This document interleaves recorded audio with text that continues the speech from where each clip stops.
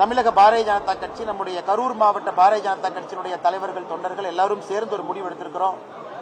மாநில தலைவர் அண்ணன் நயினார் நாகேந்திரன் அவங்ககிட்ட நான் தொலைபேசி மூலமா அப்பதான் சொன்னேன்.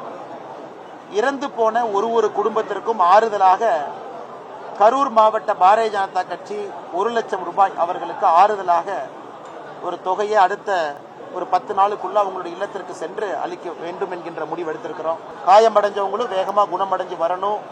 இன்னும் ஒரு 10 நாள் கழிச்சு யாருக்காவது மருத்துவ உதவி தேவைப்பட்டா, இன்னைக்கு ஹாஸ்பிட்டல் இருந்து டிஸ்சார்ஜ் ஆகி தேவைப்பட்ட அவர்களுக்கும் உதவி செய்வதாக தீர்மானம் செய்திருக்கிறோம். இன்னும் ஒரு வாரம் கழித்து ஒரு இல்லமாக 40 பேருடைய வீட்டிற்கும் சென்று நம்முடைய மாவட்ட தலைவர் செந்தில்நாதன் அவங்க இருக்கிறாங்க, முன்னாள் மாவட்ட தலைவர் சிவசாமி அவர்கள் முக்கியமானவங்க இருக்கிறாங்க, முன்னாள் சட்டப்பேரவை உறுப்பினர்கள் கந்தசாமி ஐயா அவர்கள் எல்லோரும் நம்மளோடு இருக்கிறாங்க. அவங்க எல்லோரும் ஒரு வீட்டுக்கும் போய் அவங்களை சந்தித்து ஆறுதல் சொல்ல இருக்கின்றோம், காசோலையை வழங்க இருக்கின்றோம்.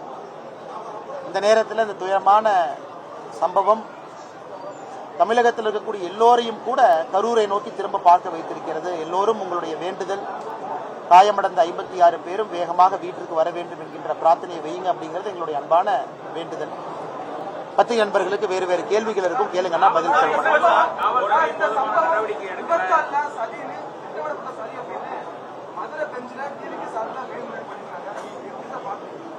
அண்ணா, நேற்று கரூரில் இந்த சம்பவம் நடந்ததற்கு இன்னைக்கு 24 மணி நேரம் கழிச்சு நம்ம பேசுறோம். 24 மணி நேரம் அனலைஸ் பண்ணதுக்கு அப்புறம் நம்ம பேசுறோம். இதுல பல தவறுகள், பல குளறுபடிகள் நடந்திருக்கிறது.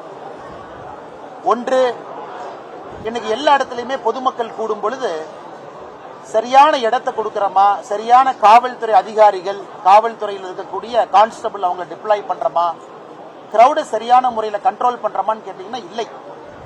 தமிழகத்தில் நீங்க பாருங்க, கள்ளக்குறிச்சியில ஆரம்பித்த மரணத்தை பாருங்க, 64 பேர் தாண்டி போன ஆண்டு அக்டோபர் 6ஆம் தேதி சென்னை இந்தியன் ஏர்போர்ஸ் ஷோல 5 பேரு.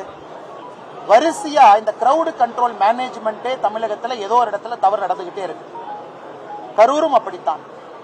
அதனால் எங்களுடைய முதல் குற்றச்சாட்டு மாநில அரசின் மீதுதான் வைக்கின்றோம். காரணம், அவர்களுடைய கடமை சரியான இடத்தை கொடுப்பது அவங்களுடைய கடமை. சரியான இடம் பர்மிஷனே கொடுக்காதீங்க, இல்லைன்னு சொல்லுங்க. அப்படி கொடுக்க வேண்டிய அவசியம் இல்லை.